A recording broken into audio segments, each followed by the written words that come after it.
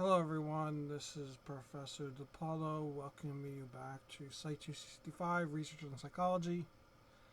And today we're going to be talking about how to write the discussion section, and I'll be talking about the results of the study based on off of my data analysis. So, as I mentioned before, I'm going to write the results section for you, and all you have to do is copy and paste it into the final paper. It comes after the method section and before the discussion section. So my results that I've written will just be copied and pasted into the final paper because obviously, a lot of you haven't had statistics yet and you're not familiar with these things. So I'm doing this for you and I'm going to walk you through the results of the study. So as I also said, I used a bigger sample because we didn't have enough people this semester to really run the study. There were only 20-ish people, and that sample size is way too small to really get any kind of answers out of. So let me show you the results and then we'll talk more about how to write the discussion. So we had 5 hypotheses and the results section is not elaborate. It's very straightforward, and I don't really talk about interpretations of the results because that's better left for the discussion section. So let me go through the 5 hypotheses that we tested. So there is no correlation between empathy and mass squaring. R equals 0.075, P equals 0.305. So we're just testing very simple bivariate correlations here. And this is showing no relationship between empathy and mass squaring. We hypothesized that there would be a relationship because previous studies have found a relationship. We did not find that relationship. So we failed to support the first hypothesis. There was no significant difference in empathy between those who received the original COVID vaccine and those that did not. T of 169 equals 0.687, P equals 0.493. So basically, we hypothesized that people receiving the vaccine would be higher in empathy than those that didn't. This was not found to be the case. Now, one of the problems with this analysis is that there were very few people that did not receive the COVID shot in our sample. Because our sample is primarily undergraduate students, and the vast majority of undergraduate students have received the vaccine by now. So there was only a handful of people that did not receive the vaccine, and most likely they were exempt on religious reasons or some other exemption. So that creates kind of an imbalance here. It's not really ideal, but we tested the hypothesis anyway, and we did not support that hypothesis. There was no difference in empathy between those planning to receive a booster shot in the future and those who are not. T of 55 is 0.165, P equals 0.869. So basically this is saying that in the future when more booster shots are available, people that are going to receive future booster shots really have no higher levels of empathy than those not receiving future booster shots. We expected that there would be a difference in empathy. There are reasons why this is probably not the case. We are kind of going on round, 5 of booster shots. So everyone's sick of COVID. I still think it's an important question that needs to be addressed because of this strong link that was found in previous studies, but we did not find that in our sample. So that was not supported either. There was a positive correlation between health anxiety and fear of future pandemics. R of 187 equals 0.334, P is less than 0.001. So this was supported. This was the only hypothesis out of this series of hypotheses that was supported here. There's a strong correlation between people that have health anxiety and their fear of future pandemics. That makes sense. If you're more geared around your health and you're more worried about your health, you're more worried about your future health, and therefore you're more worried about pandemics. So that was supported. That makes sense. even in our sample, we kind of expected that. Unfortunately, empathy has not been showing us a result here, but at least something that was really should we really should find that effect, right? That people that are high in health anxiety should fear future pandemics. So we found that. Next one, there was no significant difference in anxiety between those that have lost family and friends to COVID and those that have not. T of 185 is negative 0.324, P equals 0.746. So this is saying basically, for the people that have lost family and friends due to COVID, they were not higher in anxiety than those that did not lose family and friends to COVID. There was also no significant difference in depression between those that have lost family or friends to COVID and those who have not. T of 185 equals negative 0.305, P equals 0.761. So this is basically saying there's no difference in anxiety and depression, if you're looking at them separately, between those that have lost family and friends for due to COVID and those who have not. Now, keep in mind that in this sample, there were very few people that actually lost family and friends to COVID. And if you compare that to the general population, that's not the case. But our sample was pretty low, the number of people that actually reported losing family and friends to COVID. So you have to keep that in mind here. Finally, there was no correlation between attachment anxiety and the desire to see family and friends vaccinated. R of 186 equals negative 0.031, P equals 0.671. So we didn't support this idea that people that are clingy in their interpersonal relationships, that means they're high on attachment anxiety, they would want their loved ones to be vaccinated. You may have seen a different result here early on in the pandemic, but now the pandemic's been going on for a while, or I guess it's technically over now. I mean, COVID's been going on for 4 years, that I think people kind of don't care anymore. And so that may be driving these numbers down. So at the height of the pandemic, you may have seen something different. So there's a lot of reasons why our data is we're not supporting all of our hypotheses. We only supported 1 out of 5 hypotheses, and one of the main reasons is it's year 4 of, pandemic and post-pandemic, and people are just done with it. They're not thinking about it anymore. So you have to keep that in mind. I still think it's important that we understand these things, especially with a pandemic that was not handled correctly. That people aren't really concerned. They weren't concerned when it happened. They're certainly not concerned now. And that sets us up for a disaster in the future. And I hate to be like someone with a high level of anxiety for future disasters, but based on how we handled this, if we end up with a serious pandemic moving forward, we're in serious trouble. I mean, we're not going to handle it well based on how we handled this. So I think we have to learn from this, and I think in some ways we have learned from it, in other ways we have not. And I also think our sample is different than the general population here, and that plays a role. I mean, look who our sample is, and then look at the general population. And that's the problem with using a sample like this, trying to draw conclusions about a general population that is much different. It's not representative of the sample. So let's, knowing this information that I've compiled for you, and all you have to do is copy and paste this into your final paper. You don't have to do anything. This is it. Copy and paste, put it in the final paper, and now we're going to talk about the discussion section. So let's go find the discussion section right here. So you're going to write the word discussion, centered, non-bold, non-italic. I want this to be 4 paragraphs. Obviously, I'm giving you a very simple structure to follow. If you were submitting this to, a high-level journal, even a mid-tier journal, you would want to have something a little bit more complex than the way I'm telling you to do it. But the reason I'm telling you to do it is because it makes sense. Logically, it follows how I'm laying this out, and it's simplistic.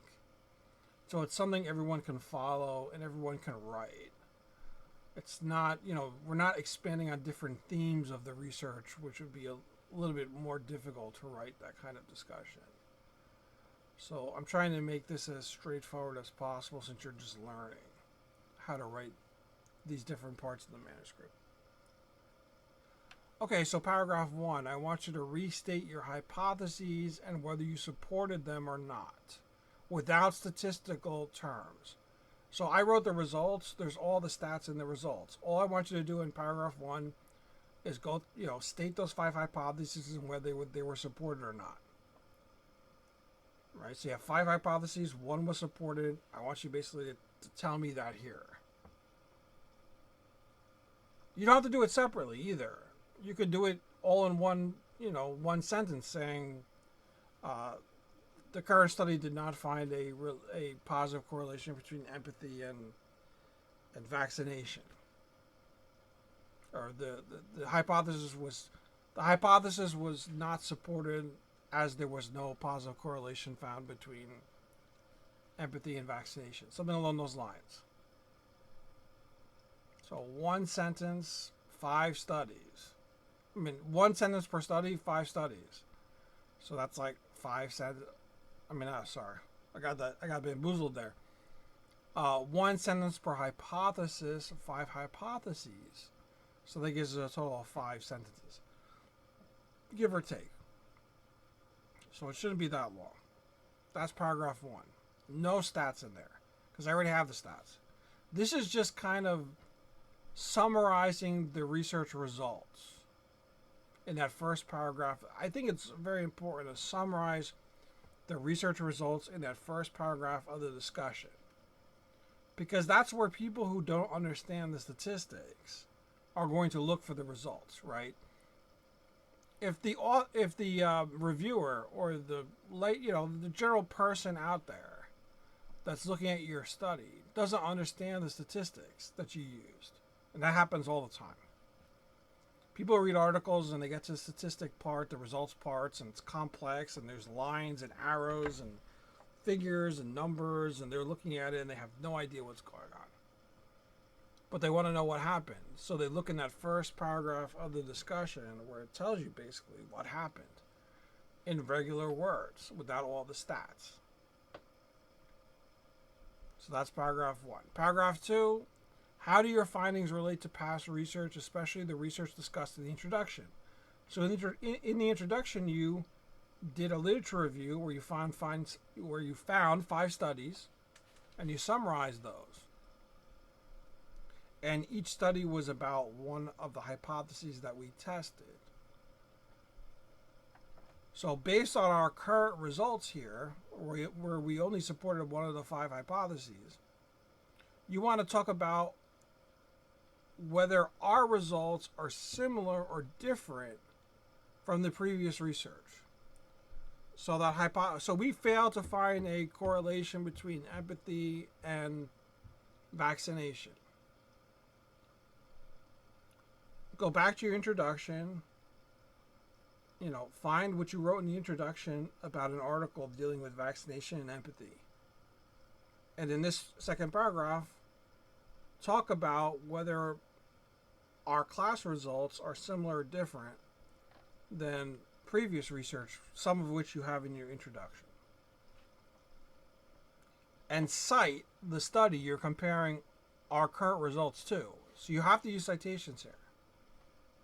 So, the current study did not find a positive correlation between empathy and vaccination.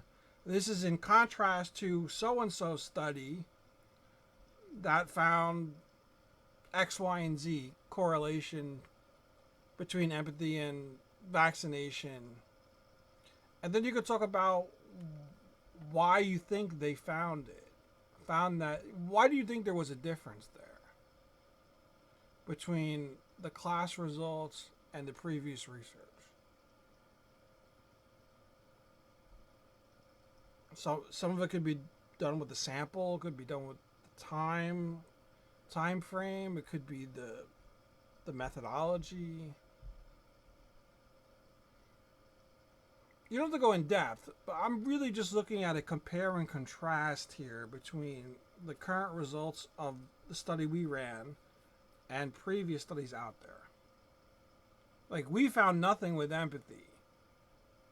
Is that different than the previous research? Probably.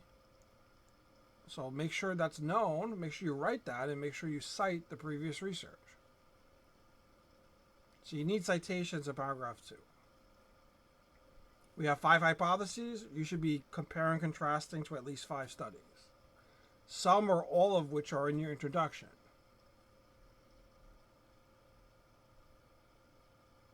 Paragraph 3. If you fail to support your hypotheses or hypothesis, please explain why. So this directly carries over from paragraph 2. So your results were different. We didn't succeed. We didn't support the hypothesis. Why? Those are the limitations of the study. And there's a ton of limitations here. I mean, look at the study. Look at our sample. Look who's in our sample. BMCC students. Yeah, the age range might be fairly wide or okay when I report the age range. But if you were to look at the sample, the vast majority of people in the sample are 19, 20, 21, 22, 23, 24, 25, right? That's who's in the sample. If you look at the general population, that's not who's in the general population. If you look at people that were affected negatively by COVID, you don't see many 22, 23-year-olds negatively affected by COVID. You don't see many deaths in that population of early 20s.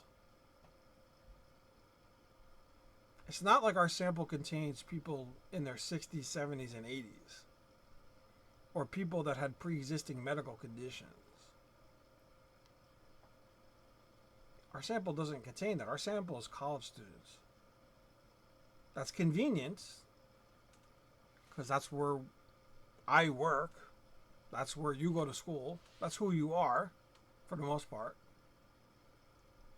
But when it comes to something like COVID, that may not be the best sample. It's the most convenient sample, but a better sample would be different targeted demographics, right? In terms of age, in terms of illness, in terms of previous medical history. We did not have that. And think of your own limitations. Think of other things I'm not telling you that could be limitations of the study, and tell me why it's a limitation.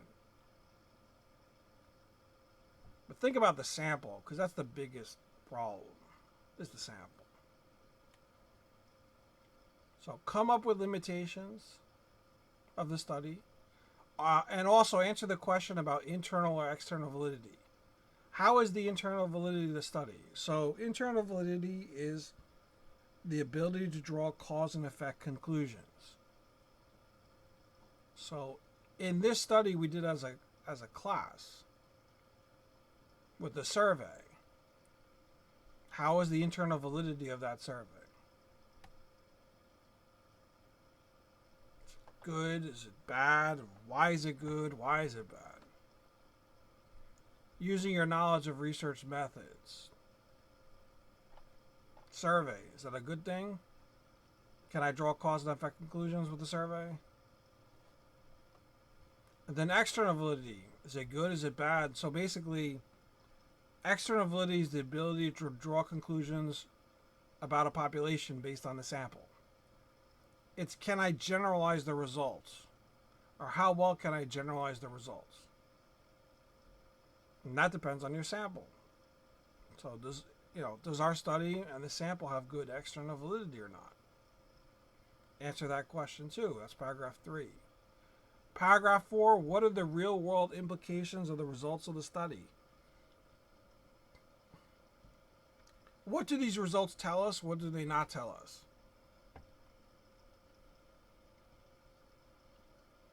Obviously they tell us something. Do they answer all the questions that we have? No. Is it a well-run study? No. It's not. It's collecting data. I wouldn't consider it a well-run study, though. I mean, I didn't go out and recruit people. I used a convenience sample. I mean, I could probably publish it if I wanted to, but that doesn't mean it's a good study. A lot of bad studies are published. I read them all the time. I read plenty of bad studies, and I shake my head and say, "This was published." And that is one of the pitfalls of research, right? I mean, not all studies are created equally. If I wanted to make this a good study, I'd go out and I'd recruit different demographics of people. I would then also probably change questions on the survey. I'd have experts in the field review survey items and basically make changes based on their recommendations. I then establish reliability and validity of all the various subscales I used, which I haven't done here. So there are ways I could make the study a good study. I just haven't done it yet because it's more like a pilot. It's more just testing the water. And it's more for demonstration purposes and how would you conduct research. But I wouldn't say the study is good by any means. It's average at best. So there are implications of the study, and there are, obviously a lot of limitations. So what does the study tell us about our society? Or even college students, or maybe just college students at BMCC or in New York City? What are the implications? And how would you address the limitations of the study if you were conducting future research? So if I was to make this better, what would I do? How would I address the limitations? Plenty of ways to address it. Plenty of things to address. Plenty of ways to make this better. So a solid 4 paragraphs. You don't have to write forever. It's not like I want you to write 4 pages for 4 paragraphs, but 4 solid paragraphs. Make sure you're citing in paragraph 2. Make sure you're following directions. I mean, the one thing that I am a little bit concerned with based on the previous sections of the paper is there are plenty of students that just don't follow the directions. So they're turning in introductions that are just basically what they want to write. There's no structure. It's basically, I'm going to write this and turn it in. And the same with the method. I mean, the method was very basic. I told you exactly what to write, and yet I received many submissions that were just wrong. That were done incorrectly. Things were italicized, bolded, not indented too much. So based on what I kind of tried to lay out exactly how to do it, there was a disconnect. You also have access to papers in general. The studies you're reading, that's how you format the method section. You could have looked at studies you've read. You could have looked at the APA section in the textbook. So I think that's Appendix B, where they talk about the different sections. There's a sample manuscript back there that can also give you the structure of the paper in APA style. So I'm trying to give you straightforward directions, but if you're confused, either ask me or Google or look in your text and try to find the correct structure, or all 3 of those. It doesn't matter. Just send me an email saying I'm having trouble understanding the structure of this. I'm not getting many of those emails now. And when I don't get emails, I don't necessarily think that's a bad thing. I think that's, this is well explained and pretty basic stuff. He's telling us what to do. All I have to do is basically do what he's telling us. And for some reason, in some students, now some students are doing great, but there's a subset of students, and it's not a tiny subset, it's a significant subset of students that are just turning in stuff that's not what I asked for. And that is the number one sort of rule of the class is you need to be able to follow directions and instructions and execute on those. And I'm not making the course difficult for you. I'm really not. I'm trying to make the course as easy as possible, but as structured as possible.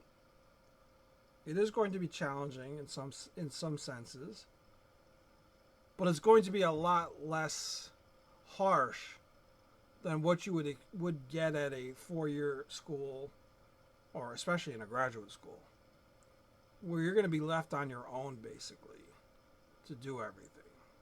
I'm trying to keep you grounded and provide as much structure as possible for these assignments and to help you with your writing. And I think that's a lot of what I'm doing is when I write comments, it's to help you moving forward so that when you get to do this again, because you will do this again, this will not be the only research method course you take in your life. You will do it again, and probably again after that, and maybe even more. And it kind of builds on. So I want you to carry over some of this to the next time. That's kind of the goal here. To get you used to research, thinking about research, get used to writing in a research style, APA style, like a manuscript, which you've never probably written before. And then when you have it again, it's going to be, oh, I had some of this already. I kind of remember this. It's going to help you. So please read my comments and please make the suggested changes for the final paper. And don't take anything personally, because I will just write comments, fix this, do that, do this. This is not correct. And there's nothing personal. That's to help you. And if you have questions, you can always email me. And we can, if we need to set up a Zoom, we do Zoom. Okay? So I think I'm explaining it as basic as I think I can explain it. But you let me know. And hopefully that helps you. And if you have any questions, let me know. And I look forward to reading some really good discussion sections in the next week or so. Bye for now. See you next time.